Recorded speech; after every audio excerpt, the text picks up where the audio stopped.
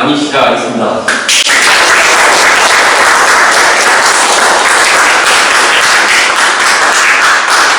엘리베이터 강의 벌써 19강입니다. 그러니까 보름에 한 번씩 했다고 하니까 이제 이것도 조금 더 가면 1년이 다 내려가요. 한번 가면 또 인생 고생인데 배낭을 해가지고 고생을 하고 있습니다. 자, 오늘은 지금 한국강의 또 바른미래당이고 바른미래당은 보수인지도 모르겠습니다만 어쨌든 보수 정당이 지난번에 지방선거 보궐선거에서 참패를 했고 완전히 망했습니다. 근데 거기서 우리가 하나 좀 이렇게 되새겨 봐야 될 부분이요. 우리가 이때까지 뭐라 했습니까? 여론조사는 다 사기다 이렇게 말하지 않습니까? 근데 실제로 저 정도는 안 나왔고 70%는 한 50%는 넘을 거다. 저는 그렇게 하니까 저보고 욕 많이 했죠. 그런데 해보니까 민주당의 지지율이, 정당 지지율이 52.8%가 나왔죠. 한국당은 29%대, 28%대 나왔죠. 그래서 실질적으로 저 정도 나와봐랍니다. 투표율도 60.2%인가 해서는 투표 많이 한 거예요. 투표를 적게 하는 분도 아닙니다. 그러면 결론적으로 봤을 때 보수의 지지가 많이 떨어져 있다. 그리고 문정권이 대통령 지지율이 70%라는 것은 좀 떡이 섞여 있다고 생각하지만 50% 되면 된다. 우리가 그걸 인정을 하고 가야 되는 거예요. 다음 뭐라 그랬어요? 전부 여론조작이라고 그러고 10%, 20%라고 이야기하지 않았습니까? 저는 거기에서요. 진짜로 우리 보수 지지층을 진짜 대각성이 필요하다. 한국당만 대각성이 필요한 게 아니라 보수 지지자들이 보수가 뭔지, 왜 그러면 보수를 하는지, 어떤 사람은 보수라는 말을 쓰지 말고 무슨 뭐 자유주의자라고 해라고. 자유주의자하고 보수하고는 하늘과 땅만큼의 차이가 있습니다. 자유주의라는 것은 일종의 좌파적 속성까지도 포함한 내용이에요. 그러니까 보수는 보수지 그걸 우파라고 달라지는 게 아닙니다. 학술적 용어는 보수예요. 그래서 지금 보수라는 쪽에서 나온 책 중에 제일 유명한 책이 교과서 같은 책이 이 책이에요. 보수의 정신이라고. 러셀 크라우트라는 사람이 1953년에 쓴 책입니다. 1953년이 어떤 시대였습니까? 2차 대전이 이제 끝나고 대부분의 서구 사회의 지식인들이 소련 사회주의를 다 추종하던 시기입니다. 그래서 조지 오웰부터 시작을 해서 버트란트 러셀부터 대부분의 이 지성인이라고 부르는 사람들이 사회주의를 추종하고 영국의 웬슨이나 미국의 국무부에 자발적인 하버드, 예일, 옥스퍼드, 케임브리지를 놓은 간첩들이 소련의 간첩들이 자발적으로 소련에 협조를 해줬어요. 그래서 미국이 원자 폭탄을 만드는 기술까지도 빼돌리고 이런, 그러니까 한마디로 지식인들은 거의 90%가 좌파로 속해버립니다. 보수의 암흑기입니다. 1953년이요. 처칠이 언제 집에 갔는 줄 알아요? 아시는 분? 2차 대전을 승리로 이끈 처칠이 언제 집에 갔는지 아시어요? 그러니까 얄타 회담이 지금 흑해변에 니콜라이 황제, 니콜라이 2세 여름 별장에서 있었어요. 다 죽어가는 루스벨트가 거기에 맨날 며칠을 걸려서 갔어요. 배 타고 비행기 타고. 그래서 그 회담 마치고 죽어버렸습니다. 프랭클린 루스벨트 대통령이요. 그래서 트루먼, 트시, 미국에는 트시가 대통령이 2명이죠. 트루먼, 트럼프. 둘 다 한국에는 크게 좋은 기억이 아닌 사람. 그런데 그래서 트루먼 대통령이 개성을 냈어요. 그리고 7월 달에 포츠담 회담이 열렸습니다. 그러면 7월 달에 포츠담 회담이 열리는데 그 사이에 이제 어떻게 됐어요? 루스벨트는 죽었고 포츠담 회담이 끝나고는 곧바로 어떻게 돼요? 이제 처칠로 실각을 합니다. 그 처칠은 2차 대전의 끝을 보지 못하고 선거에서 져서 쫓겨나버려요. 질 것 같아서 요람에서 우든까지라는 영국의 내셔널 헬스 금융 서비스라는 그런 것까지도 복지제도를 이렇게 충족하는 계획까지도 베버리지 보고서니까 그런 걸 만드는 것도 저거예요. 그러니까 한마디로 처칠이 제일 우려했던 것은 전쟁은 이길 것 같은데 전쟁이 이기고 나면 영국이 공산화되지 않을까 처칠이 우려했던 겁니다. 그 정도로 당시에 전 세계가 사회주의, 공산주의가 판을 치던 시대였어요. 자, 그래서 포츠담 회담에서 이제 동서냉전 구도가 완전히 짜여지죠. 얄타 회담에서 한국의 분단이 확정이 되고 포츠담 회담에서는 거의 유럽의 분단이 확정되어 버리는 겁니다. 그래서 2차 대전이 뭐 때문에 시작이 되었어요?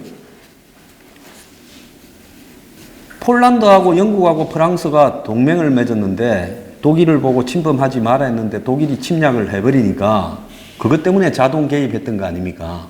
그런데 2차 대전에 성전을 했는데 폴란드를 소련에 던져주고 끝났어요.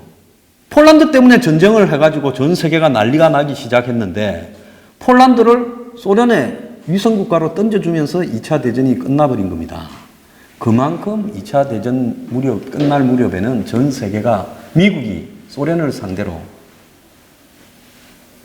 제압을 할 힘도 없었고요. 한마디로 밀리던 시대였어요. 정신적으로나 정서적으로나. 그래서 미국이 소련이 언제 이 아시아 전쟁에 참전을 했습니까? 대일 전쟁에 8월 초에 참전을 했죠. 그러니까 원폭은 6월 달에 터뜨리기로 결정이 되어 있었는데 6월 1일인가 결정이 됐어요. 원자 폭탄을 터뜨리는데도 왜 소련을 참여시켰냐? 오지 마라 했어야지. 그러니까 소련은 며칠 전쟁하고 어떻게 됐어요? 북한을 먹고 살린을 먹어버렸죠, 다. 그래서 이런 말이 안 되던 시대에 보수가 거의 깨졌을 때 이 러셀 커크라는 30살 먹은 대학교 강사가 이 책을 쓴 겁니다. 보수의 정신이라고. 그래서 이 책 쭉 보수의 역사들을 소개를 하고 이렇게 정리하는 부분인데요. 이런 책의 특징이 보면 거의 재미가 하나도 없어요. 그리고 이런 책 읽고 뭐 더 아는 척 하는데 이런 책을 한 건 다 읽고 그 지식이 중요한 게 아니라 보수가 무엇인가를 말하는 부분이 핵심입니다. 이 책의 표지에 보면 이렇게 돼 있어요. 보수는 이데올로기가 아니라 마음의 상태이다. 인간과 사회를 바라보는 하나의 태도이다라는 겁니다. 그리고 보수는 적극적으로 보수주의가 만들어진 적은 없었어요. 사회주의를 막기 위해서 프랑스 혁명이 일어나면서 그때부터 전 세계의 혁명이 시작되었어요. 프랑스 혁명은 좌파 혁명이라고 볼 수 없지만 인민혁명이라고 봐야 되는 거 아니에요? 그리고 프랑스 혁명이 끝나면서 19세기로 넘어가면서 이제 그때부터는 이 좌파 사회주의적인 속성이 이제는 유럽에 퍼지기 시작했죠. 사상가들이 생겨나기 시작했고요. 처음에는 공상적 사회주의자에서 나중에는 막스의 과학적 사회주의자들 이런 사람들이 쭉 퍼졌지 않습니까? 그래서 그런 사회주의를 막기 위한 이론을 갖다가 이렇게 전파하는 과정에서 보수주의라는 것이 이제 생겨나기 시작을 한 겁니다. 근데 그 보수주의라는 것이 적극적으로 뭘 하자라는 이론 같으면 이게 쉬운 거예요. 공산주의는 적극적으로 어떻게 하자라는 이론이에요. 근데 보수주의는 적극적으로 뭘 하자라는 게 아니라 이 적극적으로 사회를 뒤집어 엎으려는 사회주의자들, 자유주의자들, 공산주의자들에게 대항을 해서 사회를 지켜가자라는 그런 일종의 방어적이고 수세적인 차원에서 나온 이런 이 방법론들이 이제 포괄적으로 차후에 보수주의라고 이제 해석이 되는 부분입니다. 그래서 보수주의의 기본적인 특성을 이 책은 이렇게 이야기를 하고 있어요. 초월적 질서에 대한 믿음이 필요하다. 그것은 뭔가 하면 신에 대한 질서이든 아니면 인간이 이렇게 선하게 살아야 된다라는 질서이든 공동체의 이 행복을 갖다가 정진시켜 가야 된다라는 질서이든 이런 질서를 인정을 해야지 사람이 머릿속에 만드는 추상적인 어떤 이런 이데올로기를 보수는 추종해서는 안 된다라는 부분을 말을 하는 겁니다. 그 다음에 획일성과 평등주의를 배격하고 다양성과 인간 존재의 신비로움에 대한 애정, 이게 매우 중요한 부분이에요.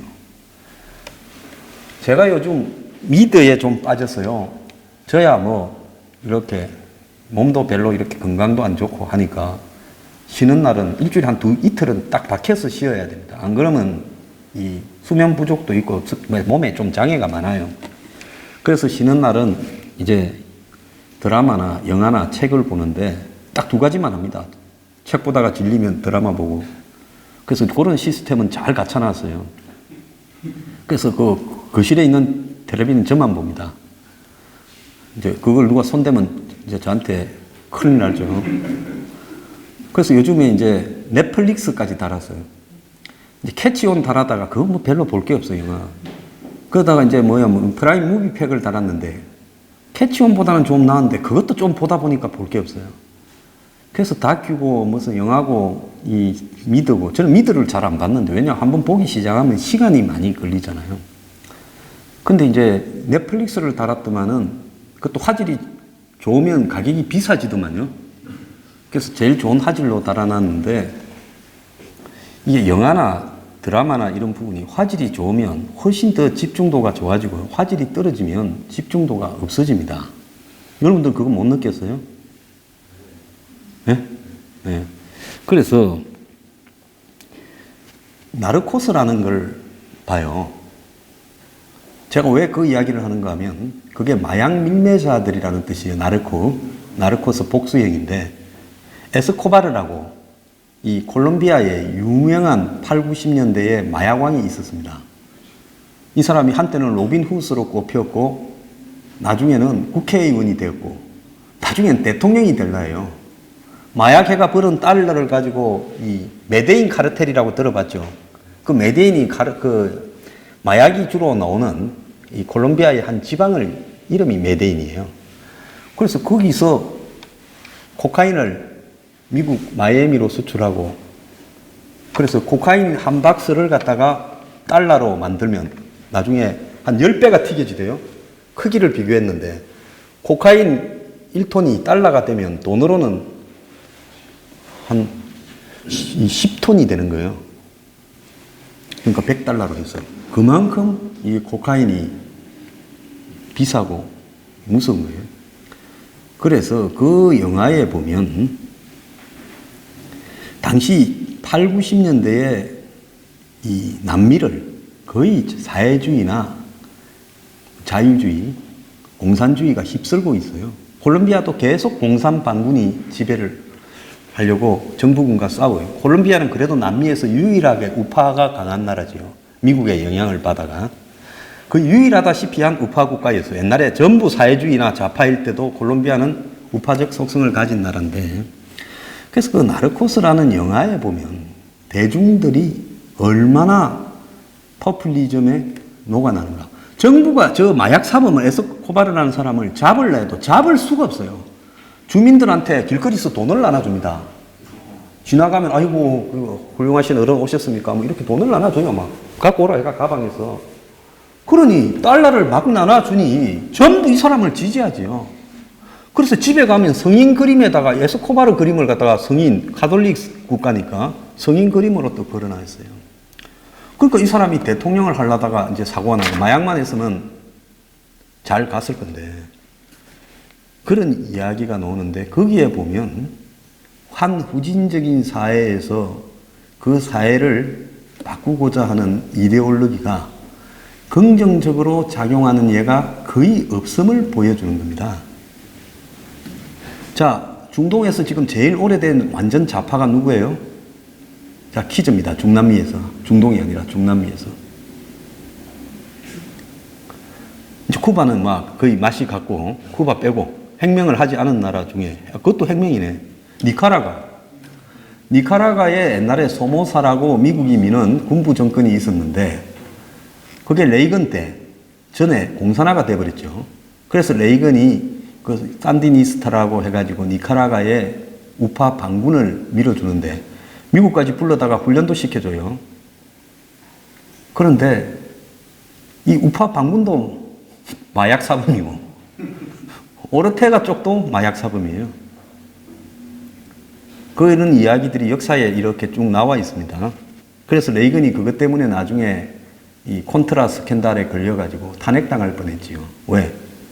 우파 반군을 밀어주는데 뭐 이란하고 이런 데 팔았던 무기를 가지고 밀어줬는데 이 애들이 나중에 마약을 갖다가 미국으로 실어 날랐어요. 그래서 지금도 오르테가가 니카라과를 지배하고 있습니다. 그러면 한 40년 전에 혁명을 해가지고 쿠바 말고 두 번째로 성공한 나라인데 니카라과가 지금까지도 한때 정권을 넘겨줬다가 선거로 또 뺏어와서 그 정권이 오르테가가 집권을 하고 있어요. 그런데 지금 뭔 문제가 있는가 하면 그들이 가지고 있는 숱한 이데올로기나 사상들, 쿠바의 누굽니까? 카스트로가 가지고 있던 이데올로기나 사상들이 지금 어떻게 현실에서 나타나고 있느냐. 쿠바 가보신 분 계세요? 저도 안 가봤어요. 그렇지만 뭐 화면에서 엄청나게 봤는데 다큐나 거의 쿠바는 차가 새 차가 하나도 없죠. 건물도 새 건물이 하나도 없어요. 의사가 저녁에 대리운전 띱니다. 그건 뭐냐고 하면 나라 자체가 거의 공산혁명을 62년도인가 했죠. 지금 혁명을 하고 6년이 돼 가는데 그 나라에 남은 게 아무것도 없어요. 그리고 전 세계로 그 혁명을 수출한다고 아프리카고 아시아고 쿠바군이 안 갔던 동네가 없습니다. 카스트로하고 같이 혁명을 했던 체 게바라, 그 장관도 했잖아요. 재무장관도 하고요. 쿠바에. 그리고 지는 전 세계에 혁명을 수출한다고 볼리비아로 갔다가 총 맞아 죽었지요. 그 볼리비아 가면 총 잘 맞아 죽어요. 내일을 향해 쏴라 영화 보면 거기에 폴류만하고 로버트 레드포드도 볼리비아에 도둑질하러 강도질하러 갔다가 거기서 총 맞아 죽지요. 그래서 볼리비아 가서는 함부로 총질하는 거 아닙니다. 그런데 이런 이 남미의 혁명, 그래서 종속 이론도 남미에서 나왔지 않습니까? 그러니까 사회주의적 카톨릭에서 나온 거죠. 그런 어떤 이런 부분들이 60년, 70년이 돼 가도록 아무런 성과를 거두지 못했다는 거예요. 소련만 성과를 거두지 못한 게 아니라 중남미에서 자생적으로 생겼던 이런 사회주의 이론도 다 실패를 했다는 겁니다. 그래서 왜 그러냐? 사람이 가지고 있는 다양한 속성을 외면하는 거예요. 가장 최근에 제일 시끄럽게 했던 놈이 하나 있죠. 남미에서. 콜롬비아 옆에 어떤 나라입니까? 베네수엘라. 베네수엘라의 차베스라는 사람이 지금부터 한 20년, 15년 전에 아주 떠들썩하게 사회주의를 했지요. 국민들한테 그 베네수엘라가 석유 매장량이 세계 3위니까 석유 가격이 올랐을 때 그 돈을 가지고 다 무상으로 해줬잖아요.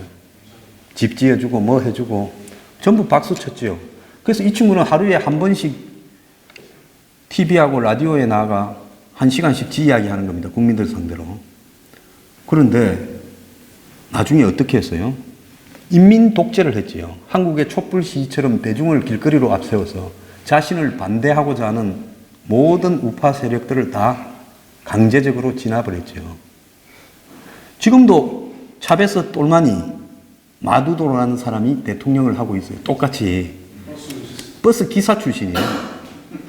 그래서 인간이 가지고 있는 다양하고 심오한 인간의 본성을 그걸 외면을 하고 획일적으로 머릿속에서 공상적 어떤 체제를 만들어 가지고 그걸 사회에 실천하려고 하는 부분이 그게 제일 무서운 겁니다.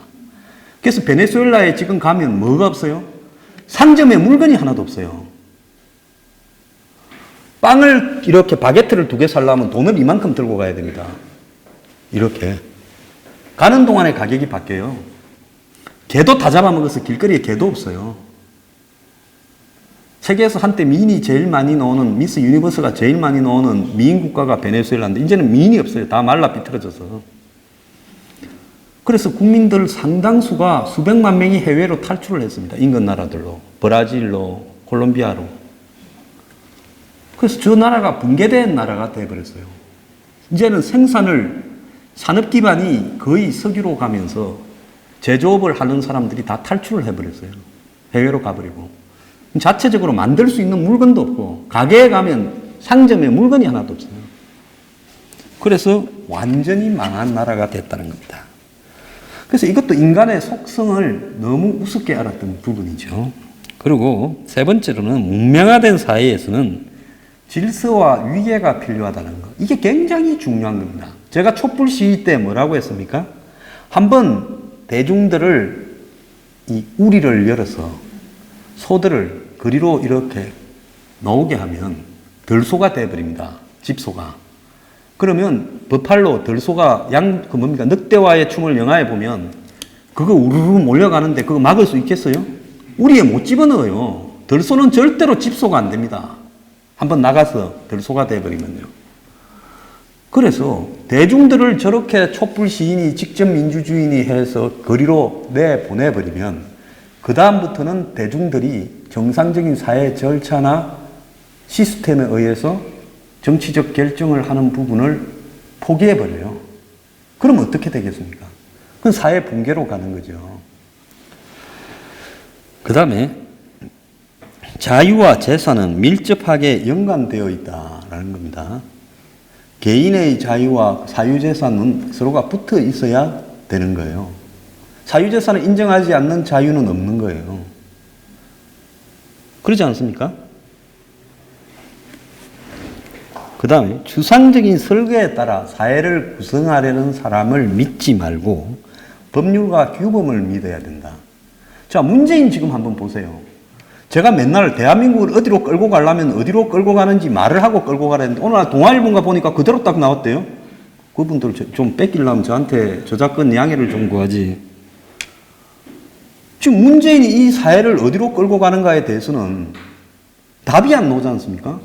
분명히 어디로 끌고 가고 있는 것이 이제 나오지요. 그런데 이제 저같이 눈이 좀 밝은 사람은 저 사람이 생각하는 사회는 거의 사회주의 국가로, 친북 사회주의 국가로 한국을 끌고 갈란다.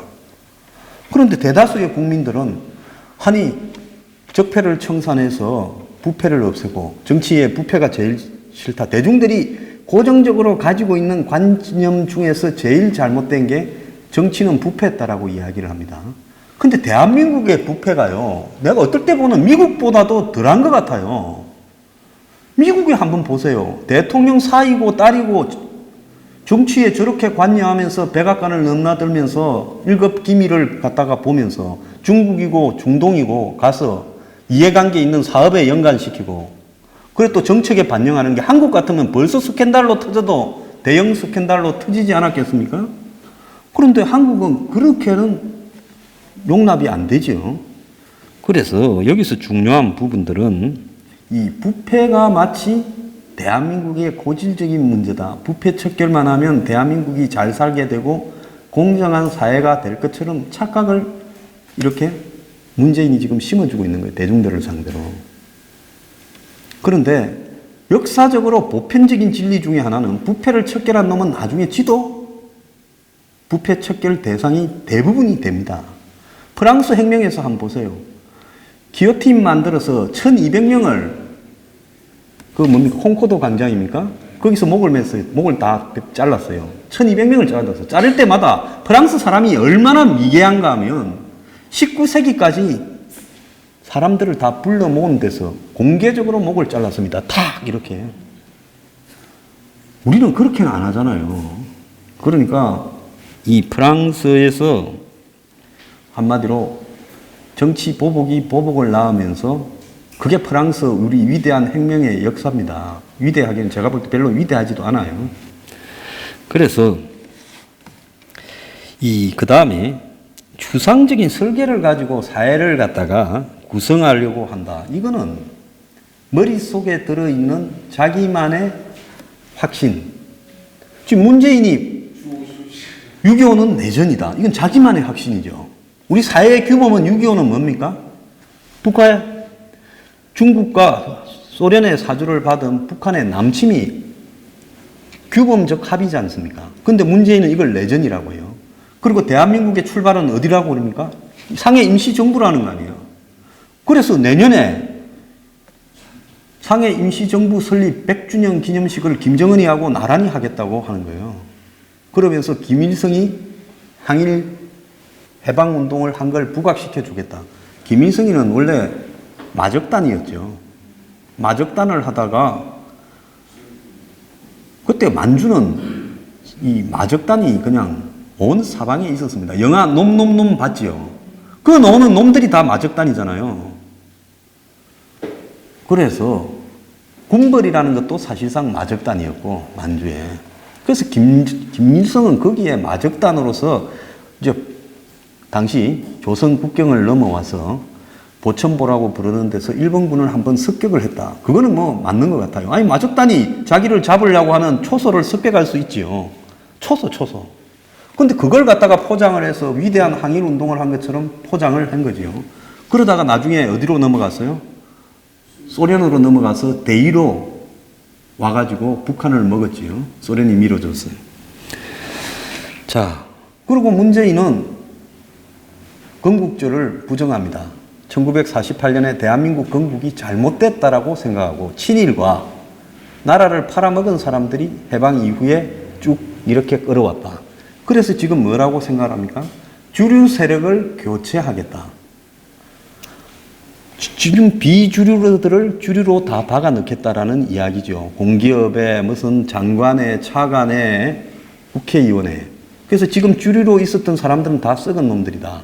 그래서 비주류를 박아 넣겠다. 이거 있어 많이 들었지요? 노무현 때 그랬잖아요. 그래서 노무현 때 한 5년 세상을 시끄럽게 하다가 어떻게 됐습니까? 그 비주류란 놈도 거의 다 부패한 양아치들이다. 수준 미달이, 함량 미달들이다라고 검증이 됐지 않습니까? 자, 그래서 문재인은 해방을 바라보는 시각, 그리고 대한민국의 건국 과정에서 있었던 이런 역사들, 대한민국이 경제성장을 하고 또 일부 경제성장의 폐해가 있었지요. 독재라는 부분 하에서 경제성장을 한 부분이 있었지요. 그러는 속에서 빈부격차가 있었던 것도 사실이지만은 2차 대전 이후에 해방된 큰 나라 중에 도시국가 빼고 싱가포르 같은 한국만큼 그래도 빈부격차나 이런 것 없이 골고루 성장을 한 나라는 없습니다. 요 근래 한 10년에 한국의 빈부격차가 노무현 때부터 급속하게 진전되고 있는 거지, 그 이전에는 실질적으로 DJ 이전까지는 한국이 아시아, 아프리카에서 남미까지 포함해서 빈부격차가 가장 적으면서 가장 급속도로 경제가 성장한 나라 중에 하나였어요. 자, 그러면서 급격한 개혁보다도 신중한 개혁에 대한 선호다. 이게 보수의 가치인 겁니다. 제가 전에도 수도 없이 이야기했지만 저는 이 책을 보기 전에 제가 비슷하게 했던 말이 이 책에 다 나와 있는 거예요. 보수라고 개혁을 하지 않는 게 아닙니다. 보수라고 딱딱딱 뭐만 해야 되는 게 보수가 아니에요. 시대에 맞게 보수의 가치는 항상 방어적으로, 보수는 방어적으로 될 수밖에 없어요. 보수가 적극적으로 가게 되면 보수가 어떻게 됩니까? 진보가 되죠. 그러니까 보수는 적극적인 게 아니라 그 시대에 맞게 공세적이고 적극적으로 세상을 뒤집고자 하는 사람에 대응하는 논리로서 사회에 내려오던 유훈과 관습과 시스템을 지켜가면서 사회를 바꾸어 가자라는 것이 보수라는 겁니다. 그래서 보수가 바꾸지 않는다. 한국에 지금 보수라고 하는 사람들, 아스팔트 보수라고 하는 사람들, 그리고 무슨 태극기만 들면 본인이 보수의 이 뭔가 중요한 인물이냐 착각하는 분들의 제일 큰 착각이 뭔 줄 알아요? 무슨 방공? 방공은 저는 필요하다고 봅니다. 근데 방공도 시대에 맞게 바뀐 방공을 해야죠. 60년대, 70년대식의 방공을 해서는 안 되는 겁니다. 자, 그 다음에 경제는 6, 7, 80년대는 어떤 시대였어요? 성장을 하던 시대였습니다. 성장 시대의 보수의 이데올로기를 지금도 똑같이 가지고 있으면 안 되는 거예요. 성장 시대에는요, 삼성, 현대 같은, 대우 같은 이런 대기업들이 국민들을 완전히 먹여 살렸습니다.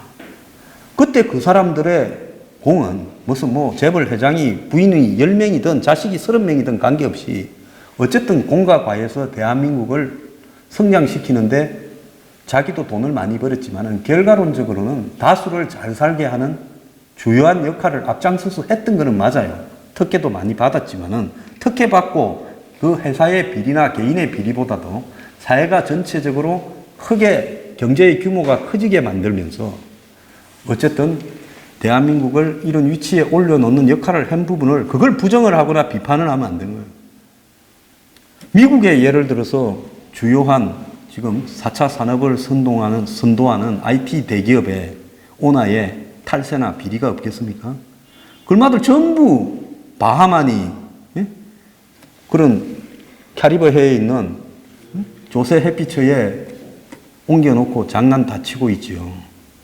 그렇기 때문에 그런 어떤 부분들에 대해서는 그때는 존중을 해야 되지만 지금 시대에 와서는 이제는 대기업이 한국 경제를 끌고 가는 것도 아니고 고용의 90%는 중소기업에서 나오고 자영업자고 그 다음에 대기업은 이제는 고용 창출 능력을 거의 상실해 가고 있어요. 그렇다면 이 시대에는 무조건 대기업 편을 드는 것보다는 이 시대에 맞게 대기업 역할도 규정해 줘야 되고 보수도 대기업 부분에서 지킬 건 지켜라고 비판을 할 수 있어야 되죠. 그러지 않습니까? 근데 대한민국의 정경련발 자유시장 경제론자들은 뭐라고 합니까? 거의 그런 부분에 대한 비판을 하면 보수는 아니다. 그래서 제가 위장 보수된 거 아니에요. 황장수는 좌파다. 재벌만 넣으면 계급품을 문다. 숱한 수구 꼴통 보수들 중에 제가 하나가 돼서 무슨 의미가 있겠습니까? 근데 보수 중에 이런 말을 하는 사람이 저 정도밖에 없다 하면 한국 보수의 수준이 뻔한 거 아니에요? 그들이 정말로 보수의 제대로 된 성장주의 시대가 끝난 시대에 지금 20대 오신 분 젊으신 분 연세가 엘리자베스 뭐 엘리트인가 뭐 그분입니까? 그 저기 아이디 엘리자베스 예. 근데 평소 댓글 다는 걸 좀 보지요. 그런데 저런 분들한테 6, 7, 8, 90년대의 보수의 가치를 주장을 하면요. 보수는 젊은 사람들에게 어떠한 미래를 제시해 줄 수 없는 겁니다. 자, 세상에 저항하지 마라. 다 받아들이라. 아니, 미래가 없는데 그걸 받아들이라고 하면 그 이데올로기가 어떻게 먹혀들 수 있겠어요? 그러면 미래가 있다라고 이야기를 해줘야지. 그럼 저 사람들이 이런 식으로 미래가 있다 하면 그건 거짓말이다. 우리는 이런 식으로 미래가 있다고 이야기를 해줘야 될 거 아닙니까? 그걸 안 하려고 하면 이데올로기를 포기해야 되죠. 그러지 않습니까?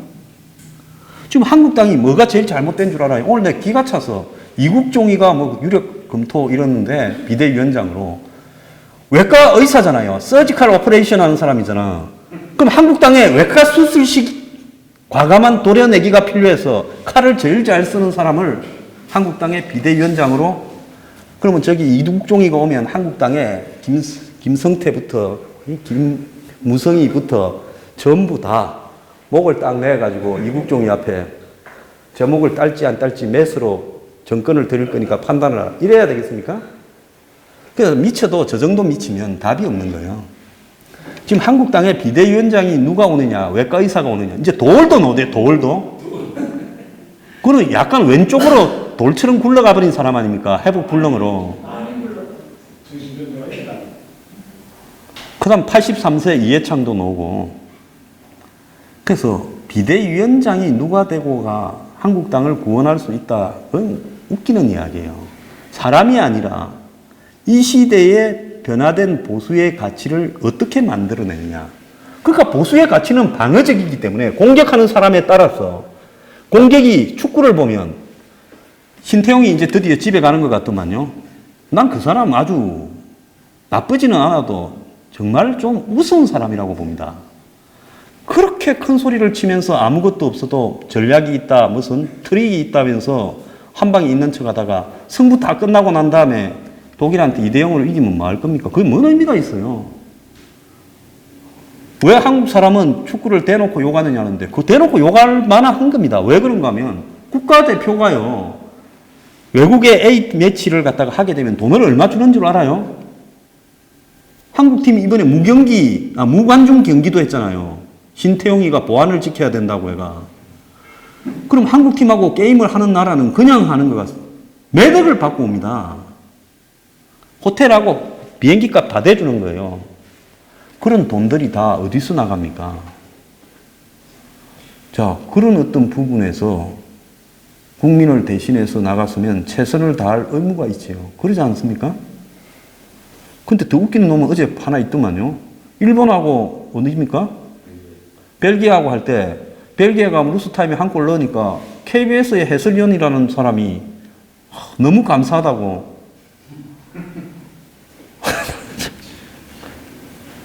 왜 그렇게 일본을 싫어합니까? 이런 부분도 인위적으로 좌파 세력들이 만들어 놓은 미국과 일본과 한국이 동맹이 되지 않기 위해서 설정해 놓은 이데올로기에 넘어간 거 아닙니까? 자, 일본에 우리가 식민지일 때 독일은 프랑스를 점령해서 식민지로 두었습니다. 그러지 않습니까? 그 시대에. 지금 독일하고 프랑스하고 싫어합니까? 같이 EU의 양대 축으로 끌고 가려고 하고 있지요. 협조하는 사이죠. 그런데 한국은 똑같은 시대에 똑같은 역사를 독일이 프랑스를 점령해가지고 먹었지 않습니까? 자, 독일이 그때만 먹었습니까? 비스마르크가 보불 전쟁 때 또 프랑스를 먹었지 않습니까? 프랑스는 독일한테 2번 먹혔죠. 그런데도 지금 프랑스하고 독일하고 한국, 일본처럼 저렇게 하지 않지 않습니까? 그럼 이 뭐냐? 다 필요에 따라 이념적으로 만들어낸 인위적인 이데올로기에 국민 다수가 넘어가 있는 거죠. 아니, 일본하고 벨기에하고 하면 그래도 아시아에서 올라가서 아시아에서 이웃 국가가 이기기를 바라는 게 인지상정일 건데 듣도 보도 못한 벨기에가 한 골 넣으니까 너무 고맙다고 방송에서 이야기를 할 수 있느냐.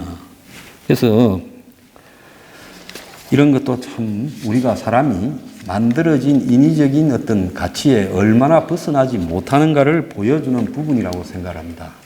자, 지금 한국당이 어떻게 하면 사느냐, 보수가 어떻게 하면 회성을 하느냐, 간단해요. 보수의 가치를 바꾸면 됩니다. 자, 오늘 아침에 보면 조중동이 다 뭘 굉장히 씹었습니까? 일면에? 종부세하고 고금융소득자의 이자만 1,000만 원 받으려면 나는 돈이 별로 없어가 개념이 없는데 이자를 1년에 1,000만 원 올라면 얼마쯤 있어야 은행에서 이자 1,000만 원이 됩니까? 한 달에 한 80 몇만 원, 2, 3만 원씩 이자가 나오려면 얼마쯤 있어야 돼요? 10억 정도. 예? 그렇죠. 현금만 한 10억 이상은 있어야 이자가 1년에 1,000만 원 나오죠. 그래서 2,000만 원을 1,000만 원으로 낮췄다는 거예요. 자, 이자가 1,000만 원이 나오려면 10억 이상이 있어야 되는데 그런 사람을 보고 노후에 생계용으로 은행에 돈 맡겨놓은 사람의 이자를 그 이자에 대해서 세금을 강화한다고 비판을 합니다. 그러면 그렇게 비판하는 놈들이 담배값 2,500원을 4,500원을 했을 때 얼마가 1년에 더 나갔는 줄 알아요? 2조 8천억이 나갔죠. 자, 이번에 이거 문재인이가 이걸 해서 돈을 더 벌어서 하려는 게 아니라 강남의 제일 부자들을 쳐서 나머지 사람들과의 대립구도를 만들려고 하는 의도에서 한 거지요. 솔직히 담배값 올린 것보다도 효과가 훨씬 떨어지는 거예요. 그런데 조중동은 이걸 굉장히 호들갑을 뜹니다. 담배값 올렸을 때 조중동이 그렇게 비판을 했더라면 박근혜 정부에서 저는 인정을 해요. 담배값 올랐을 때요, 비판 별로 안 했지요. 요즘 잘 살고 걱정 없는 사람 중에 담배 피는 사람 누가 있어요? 담배 피는 사람 대부분 서민, 빈민, 그 다음에 젊은 사람, 돈 없는 젊은 사람들이 담배를 피지요. 진짜 부자들은 담배를 피는 게 아니라 호텔 헬스에 가서, 피트니스에 가서 몸을 따듬지요. 그렇지 않습니까? 그러면 서민들한테 담배값을 올려서 2조 8천억을 더 받겠다라는 박근혜의 발상이 옳은 거예요, 틀린 거예요? 자, 한국당이 오늘 뭘 했어요? 지역절 계층적으로 겨냥한 세금이라서 잘못된 거라고 했습니다. 그럼 한국당이 당시에 담배값을 올리는 박근혜 정권에다가 뭐라고 했었어야 돼요? 또 박바들 날리겠네. 그래도 말은 해야지. 뭐라고 했어야 됩니까? 아니, 왜 서민들, 돈 없는 젊은 사람들을 겨냥해서 간접세를 그렇게 올리느냐고 반대를 했어야 되죠. 그러지 않습니까? 근데 그때 한국당 가만히 있었어요. 경제수석이라는 사람이 무슨 말을 했어요? 그 이틀을 고통 없이 뽑는. 그래서 문재인이 이걸 올린 거는 대결 구도를 만들려고 한 부분 꼼수인데, 근데 문제는 뭔가 하면 여기에 대응하는 한국당의 자세나 방향이 매우 틀렸다는 겁니다. 담배값 올린 데 대해서는 박정권이 했다고 자기들 때는 침묵하다가 이제 이거는 강남에 사는 고소득층을 겨냥한 보복형 관세다, 세금이다, 이렇게 이야기를 해서 되겠습니까? 안 되겠습니까? 오히려 이렇게 말을 해야죠. 대한민국에 세금을 한 푼도 안 내는 근로소득자가 774만 명이에요. 자영업자들 중에도 세금 내는 사람이 몇 명 안 돼요. 제대로. 그러면 많든 적든 세금은 보편적으로 내도록 해야 되고, 세금에서 탈루되거나 면세자들이 너무 많다라고 지적을 해야죠. 솔직히 말하면 최저임금을 하는 사람, 아르바이트를 하는 사람도 10,000원을 내든 5,000원을 내든 국민인 이상은 세금을 조금이라도 내게 해야 된다는 것이, 그게 국가의 기본적으로 가야 될 방향이라고 봅니다. 그러지 않습니까? 대다수가 세금을 안 내고 소수만 세금을 내면 이건 이제 점점 갈수록 더 그렇게 돼가는 거예요. 그러니까 내가 작게 벌어도 세금을 낸다. 노점을 하는 사람도 세금을 낸다라고, 액수는 적더라도 세금을 내는 훈련을 다 시켜야 된다라고, 그것이 한국당이 해야 될 자세라는 겁니다. 그래서 지금 보수가 현재 우리 사회의 제일 심각한 문제가 뭐라고 생각하십니까? 양극화지요. 제일 밑에 있는 1분위 10%가 2분위로 올라가려면 150년 걸린다지 않습니까? 다음 계층으로 올라가려면. 그러면 거의 신분 상승이 불가능한 나라라는 게 맞잖아요. 그러면 신분 상승이 불가능하다라고 느끼는 사람은 신분 상승을 위해서 노력을 하기보다는, 자기를 개발하고 소득을 올리기 위해서 노력을 하기보다는 뭘 택하겠어요? 포퓰리즘에 몰려서 쏠려가겠지요. 나중에 이제 이 사람들은 점점 좌파들을 향해서 표를 던질 겁니다. 왜? 좌파가 약속한 걸 지킨다고 생각해서가 아니라, 어쨌든 자기들을 하소연을 들어주기나 하고 안 지킬 망정 그런 방향으로 가려고 노력을 하는 거짓말을 한다는 거죠. 근데 거짓말도 안 하는 사람보다 거짓말을 하는 사람을 찍게 돼 있는 겁니다. 자, 그러면 양극화를 해소하려면 뭘 해야 되겠습니까? 소득을 늘려줄 방법은 없어요. 그건 거짓말이에요, 또 다른. 그러면 비용을 줄여줘야 된다. 그럼 국가가 노력을 하기에 따라서 해결 방법이 나올 수도 있다. 그래서 한국당이요, 다음에 집권하는 간단한 방법이 있어요. 근데 저 사람들은 절대 못할 거예요. 싱가포르식의 국영주택을 하겠다. 그건 왜 못하는 줄 아십니까? 그걸 하게 되면 물론 전체 국민이 아니라 국민 중에 60%, 70%까지를 대상으로 집값의 비용을, 지금 집을 짓는 집값이 너무 비싸요. 제가 건설을 좀 아는데 땅이 있으면 350만 원이면 평당 아파트 짓습니다. 그러면 10평이면 3,500만 원, 30평이면 5천만 원이면 지어요. 이게 뻥 튀기고 뻥 튀져서 평당 2천, 3천, 4천 하지 않습니까? 전부 어디로 가요? 다 셉니다. 아파트 하나 짓는데 뇌물부터 필요해서 조폭이 먹는 거, 철거업자 먹는 거, 허가 관청이 먹는 것부터, 재벌이 또 비자금 만드는 것부터. 그래서 재벌 회사들이 전부 건설회사를 지고 있는 거예요. 자, 싱가포르의 이 주택청은 세계에서 제일 뛰어난 노하우로 싸고 아주 빨리 좋은 집을 짓는 걸 특화되어 있어요. 그리고 비리를 저지르면 그는 사형을 시키거나 패는 나라 아닙니까? 태형으로. 비리를 저지르려고 생각을 못 해요. 공무원 월급 많이 줍니다. 한국보다 한 2배 이상 받아요. 그러니까 하루 종일 머리를 써서 어떻게 하면 공영주택을 이 사람들이 원하고 또 싼 비용으로 빨리 잘 지을까를 고민을 해요. 자, 한국의 젊은 사람들 지금 결혼 안 하고 결혼 안 하니 애 안 놓습니다. 이제 좀 있으면 한 30년 지나면 대한민국은 거의 멸종이 되어간다. 고령화가 아주 진전이 되어서. 그래서 나이 많은 사람들밖에 없고 젊은 사람들 학교 다니는 애들을 보기가 어려울 거다. 그러면 40년쯤 지나면 이제는 일하는 젊은 사람들이 거의 없고 전부 사회복지 대상자인 노인들만 좀비처럼 걸어다니는 나라가 될 거다. 자, 이게 나라가 꼴이 되겠어요? 지금 일본이 경제가 빨리 회복이 되어서 일자리가 없는 게 아니라 젊은 사람들 숫자가 너무 적어져 가지고 일자리가 남아돌고 일을 할 사람이 없는 겁니다. 그래서 한국에서 지금 일본에 5만 명이 취업하러 갔대요. 술집에서 일하는 분들까지 합치면 10만 명, 20만 명 될 겁니다. 그래서 결국은 고령화를 막는 방법에 뭡니까? 저출산을 해결해야 돼요. 10년 만에 얼마 썼어요? 150조를 썼는데 어디에 썼는지 흔적도 없이 사라져버렸다는 겁니다. 그 150조를 가지고 차라리 집만 지어서 예? 젊은 사람들이 한 30년 갚겠다고 하고 근데 절대적인 가액이 쌓여야 돼요. 그래서 한 1억 한 2, 3천이면 한 30평짜리 아파트 한 30년 갚아라 하면 집 사겠습니까? 안 사겠습니까? 처음에 한 2천만 원만 예? 내면 분양해준다 하고 사겠어요? 안 사겠어요? 젊은 분. 그거 해줘야 되는 겁니다. 한국당이 이거를 왜 못 끄는 줄 알아요? 그 있는 사람들 대부분이 강남이고 어디고 부동산 몇 채씩 갖고 있는 1인당 평균 재산 29억 안 되는 거예요. 왜? 내 개인의 이해를 배반할 수 없는 거죠. 그 국민을 위해서 한다는 게 거짓말이죠. 그러니까 박근혜 정부 초창기에 초이노믹스라고 최경아이 지금 깜빵에 있는 최경아이가 뭐라 했습니까?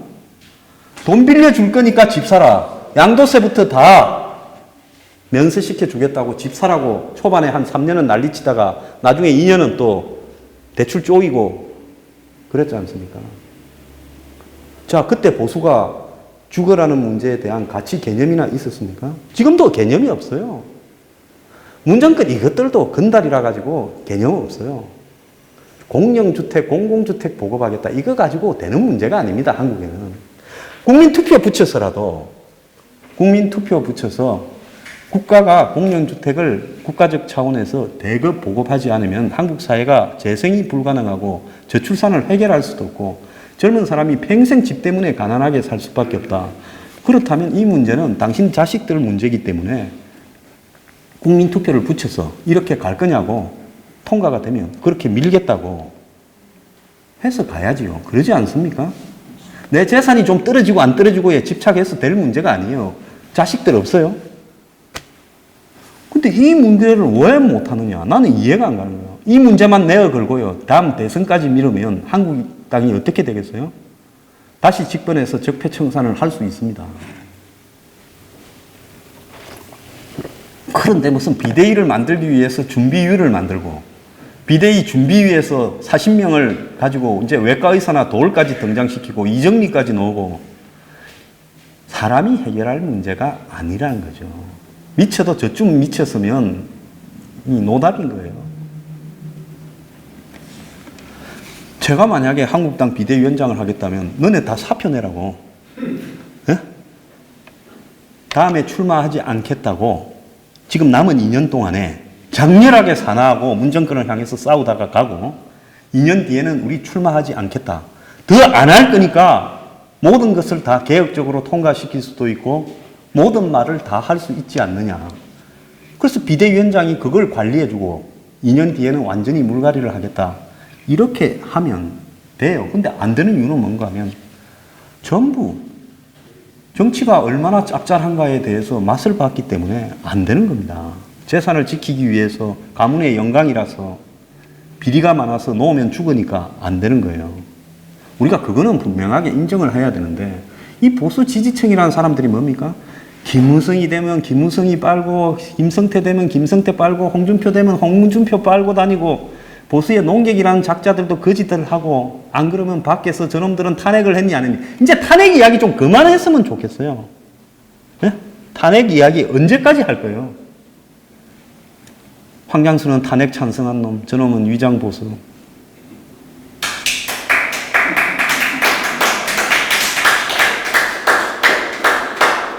한국당이 탄핵이라는 탄자만 끄집어내면 당 내에서 다 다음 공천 안 준다고 해버려야 되는 겁니다.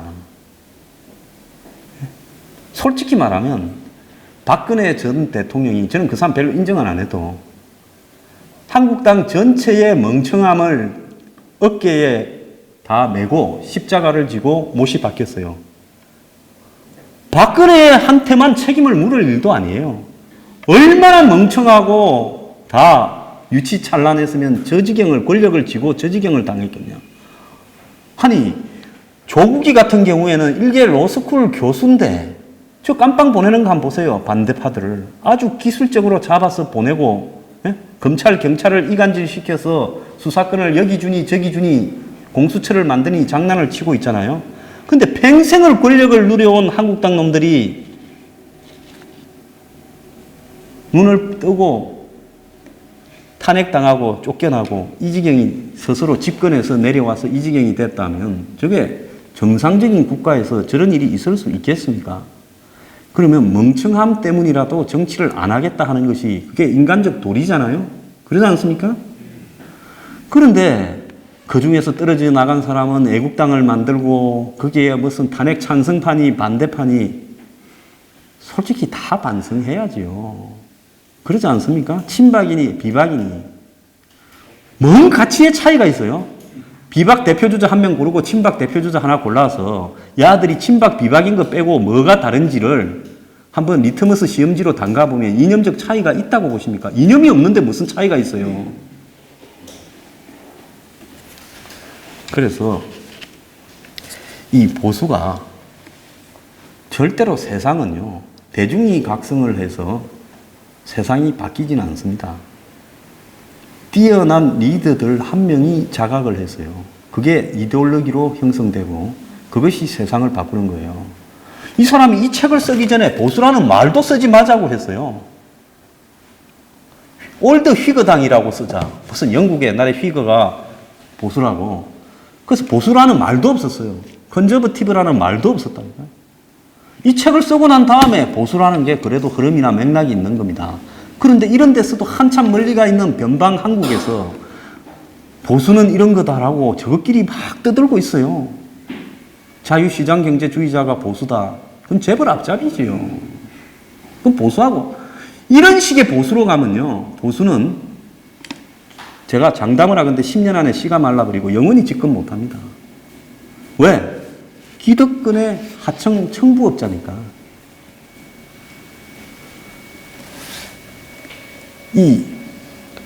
어제 이제 보니까 그 아까 나르코스라는 그 미드에 에스코바르라는 사람이 쫄병들이 전부 다 하나씩 죽어가고 하니까 마지막에 싸움만 크게 한번 하기 위해서 돈이 필요하다. 돈 찾아오라고 하니까 어쩌는 줄 알아요? 한 뭉치만 빼돌릴까 하는 놈. 그 다음에 요 놈들을 죽이고 내가 다 가지려는 놈. 그 다음에 오라니까 안 가고 배신하는 놈. 그래서 마약상 밑에 똘마니들은 의리를 아무도 안 지킵니다. 조폭도 그러고 양아치들도 그래요. 지금 보수에 벌어지고 있는 꼴을 한번 보십시오. 품위가 있거나, 아까 제가 이 보수라는 것은 어떤 초월적 질서에 대한 믿음이 있어야 되는 거예요. 자, 내가 하고 있는 가치가 이것이 승리할 수 있다. 잠깐 지더라도 우리가 이걸 갖다가 타겟을 조정해서 다시 정조준을 하면 다음에는 이길 수 있다. 우리가 어디에서 좀 잘못됐을까? 그래서 끝까지 이길 수 있다라는 신념을 가지고요. 거기에 몸을 던져서 싸우고 가야 되는 겁니다. 지금 한번 보십시오. 저 정도의 문재인 임종석이가 무섭다고 말을 하는 놈이 하나도 없어요. 저거가 특검, 드루킹 특검을 하자 해놓고 드루킹 특검이 지금 드루킹을 조지고 있어요. 그렇지 않습니까? 드루킹 풀어주지 말라는 특검이 어디 있어요? 지금 드루킹을 풀어준다고 1심 재판에서 집행유예로 드루킹이 도망갈 데가 어디 있어요? 풀어줘서 자유롭게 특검에 와서 자기를 방해하게 하면 그것이 드루킹 특검의 목적과 부합되는 거 아니에요? 그런데 검찰하고 같이 힘을 합쳐서 드루킹이 석방될 수 없도록 하자라고 하고 드루킹의 재산 그 뭡니까? 이 경공모 운영비 8억의 출처를 찾는다 이 짓거리를 하고 자빠졌어요. 근데 특검을 누가 하자 했어요? 김성태가 하자고 하지 않았습니까? 하다가 아구통도 한 대 맞았고요. 안 그래요? 그럼 하자고 한 사람이 특검이 제대로 되는가 안 되는가에 대해서 감시 감독도 안 합니까?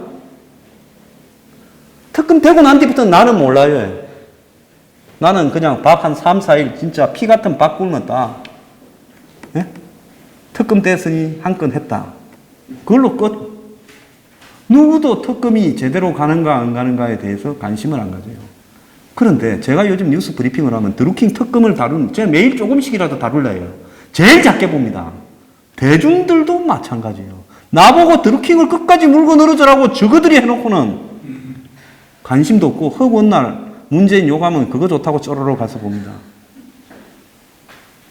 그래서 이 보수의 가치는 대중을 따라가면 안 되는 거예요. 대중한테 제시를 해야죠. 정치인이나 리더들이나. 근데 한국의 보수가 안 되는 가장 큰 이유는 뭔가 하면 이 러셀 커크처럼 보수의 가치를 연구해서 말하는 교수나 학자가 한 명도 없다는 거예요. 대한민국의 정치학자들이 그리 많고 대부분의 정치학회 이런 데 보면 정권에 붙어서 집권하면 한 자리 하고 위원회 위원장하고 무슨 사회이사 가고 이러는 놈들이 대부분 정치학회를 구성하고 있어요. 그 정치학회 교수 중에서 보수의 진정한 가치를 설파하면서 책 한 권 제대로 쓴 게 없어요. 보수가 뭔지에 대해서 보수 진영의 지지자들에게 설파를 하거나 설득을 하려고 하는 놈들 하나도 없다는 겁니다. 그 대한민국의 보수는 뭐예요? 보수의 리더들은요, 보수를 팔아서 재미를 보는 사람이지, 보수 정권을 사랑하는 사람들이지, 보수 권력을 사랑하는 사람이지, 보수를 사랑하는 사람은 아니다라는 겁니다. 그런 점에서 대단히 좀 미안한 소리지만, 아스팔트 보수한다는 사람들도 그러지 않습니까? 옳습니다. 예. 그래서 엄청난 보수의 가치 리더인 양 하는데 그 사람이 이야기하는 거 보면 분열의 가치거나 왜곡의 가치지 정말로 보수의 미래가 어떻게 가야 된다라는 긍정적인 이야기를 안 하고 있어요. 그러지 않습니까? 맞습니다. 그러면서 뭐예요? 사이비 종교화돼 가고 있어요. 트럼프가 이 모든 걸 해결해 줄 거다. 트럼프 행님만 믿는다. 트럼프 할배만 믿는다. 거의 사이비 종교 수준으로 가고 있어요. 우리가 사이비 종교가 성행하는 위치가 어디에서 생기는 줄 아십니까? 무조건 희망을 줘요. 예? 실컷 부려먹고 착취하면서도 희망을 줘요. 거기 돈 갖다 주고 몸 갖다 주고 하면서 붙어 있다가 나중에 망하죠. 그래서 이 보수가 사이비 종교화 되어 가고 있다는 겁니다. 요즘 사람들은 그걸 행복 회로를 돌린다 이렇게 표현을 하더만요. 그래서 저는 이 보수에 대한 부분을 오늘 정리하기 전에 가장 하고 싶은 이야기는요.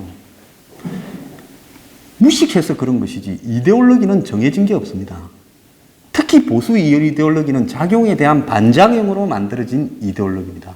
그래서 오죽하면 보수 이데올로기를 정립한 사람이 보수는 이데올로기가 아니라 마음의 상태라는 거예요.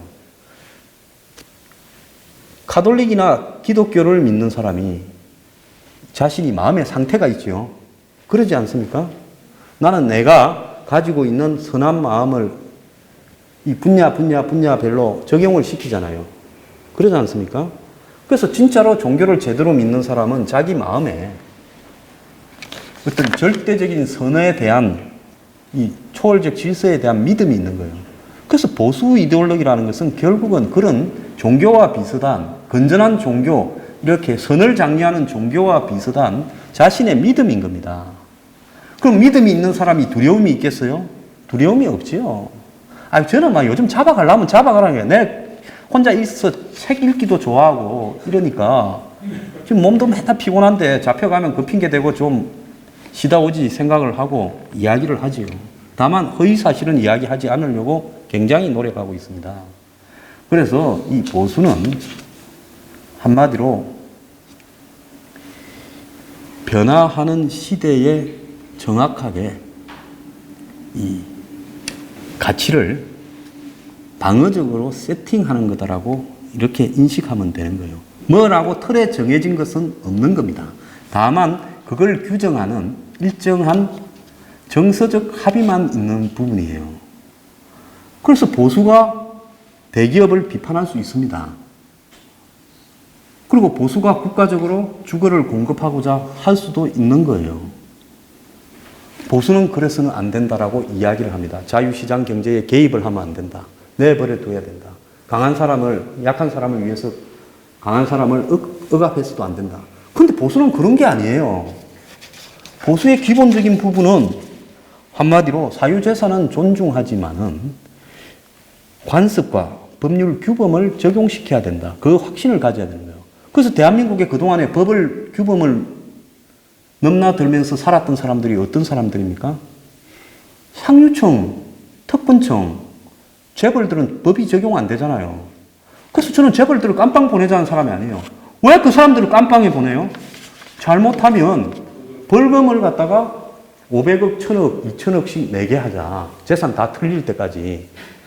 네? 딸이 성질이 나쁘면 이거는 약한 거니까 한 200억만 내라고 하고, 네? 그 다음에 탈세를 하면 거의 한 10배쯤을 내라고 하고, 그래가지고 재벌들은 깜빵 살리는 것보다는 열심히 더 벌으라고 하고, 대신 탈법한 걸 돈으로 받아내야 돼요. 5년 때려놓고 1년에 1조씩 해서 5조만 받아내면 되지 않습니까? 그래서 저는 재벌을 싫어하는 사람이 절대 아니에요. 재벌이 걸렸다면, 아이, 또 세금 들어오겠네. 네? 그래서 더 열심히 뒤져서 또 걸리면 또 받자. 이렇게 해야지요. 그래서 그 돈을 가지고 사회에 약자를 위한 재원으로 쓰면 되는 거 아니겠어요? 그래서 이 보수가 지금 한국에는 보수가 없었습니다.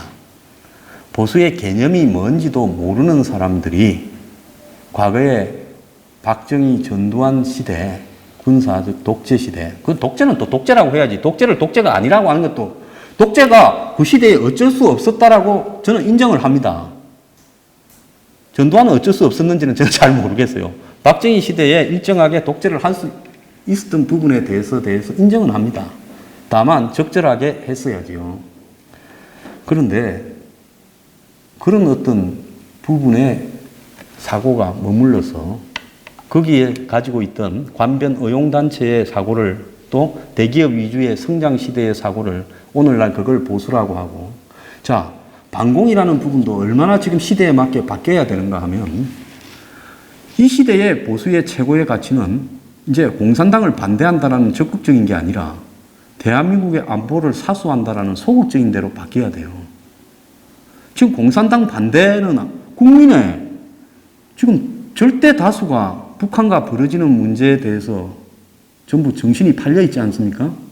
오늘 보니까 농구단이 가서 농구를 했다며요? 저는 어제 알았어요. 수송기 타고 갔다며.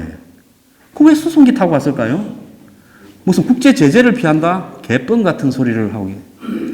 아니, 요즘 미국의 트럼프가 북한에 김정은이 달랜다고 야단인데, 미국에 전화 한 통해서 우리 비행기 한 대 갔다 올 거니까 제재에 넣지 마라 하면 될 건데, 굳이 군용기를 평양에 내리게 하려고 이제는 남과 북 사이에 군도 마음대로 왔다 갔다 하는 걸 만들어서 군축을 시켜서 한국의 안보를 흩으려고 그렇게 한 거 아니겠어요?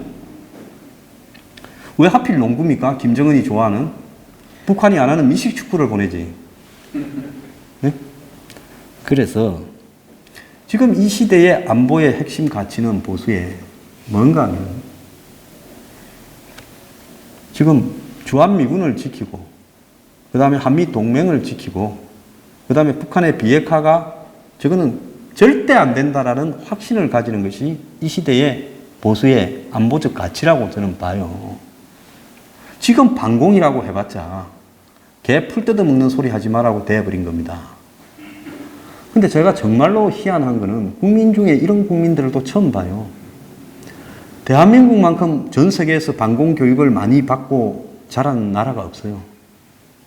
제 어릴 때는 달달달달 외워서 시험까지 쳤습니다. 북한의 뭐 5 담당자가 뭔지, 예? 천리마 운동이 뭔지 시험까지 쳤어요. 그런데 지금 40대, 50대조차도 상당수가 문재인의 대북 평화 사기 쇼를 찬양하고 자빠졌습니다. 이 정상입니까? 보수가 믿다고 실패했다고, 가짜 보수가 실패했다고 이렇게 가버리는 것이 이것이 옳은 것이냐는 거죠. 자, 그래서 이게 지금 이런 식으로 국민들 눈이 뒤집혀져 있을 때는 아무리 진실을 말해봤자 먹혀들지가 않아요. 다만 계속해서 귀에 못이 박힐 때까지 이야기는 하고 있어야죠. 언제 마음이 바뀌어요? 제가 2부에 이야기할 경제 위기가 오면 그때는 지금 개 풀 뜯어먹는 소리 하지 마라 하다가 그때는 문재인이 트집 잡을 거 없나고 전부 국민들 눈이 벌게져 가지고 시비를 걸게 됩니다. 그때는 이제 이런 이야기들이 귀에 쏙쏙 들어오겠지요. 그래서 그때가 언제 오냐? 머지않아 온다는 이야기를 2부에 하겠습니다. 예, 오늘 1부 감사합니다.